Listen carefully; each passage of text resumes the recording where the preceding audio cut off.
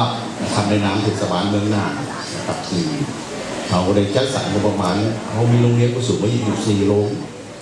อันนี้เป็นโรงโซนกลางได้รับข่าวตอบแทนก่อนได้เงินก่อนตอบแทนก็แต่ที่นี่ผมแก่ไปรอบนะครับก็ผมมีอย่างสอบถามผู้เดือดผู้ตุ้มเลยแปะอยู่อุตรดิตถ์กันอยู่ด้วยกันเราไปอยู่นานกูแปะจะไปอบรมอะไรกับป้ากันเป็นผู้วิชาการด้วยกันหลังมาประกาศชุมชนนะคะชุมชนสักเลี้ยงค่ะของโรงเรียนผู้สูงอายุแต่บนต้นสายเนาะแต่ว่าที่ได้พูดกันไหมคะวันนี้ก็คือบอกว่าเป็นต่างบนแต่ว่ามากันกับใครได้ยินเสียงผู้นำคณะน้ำห้อง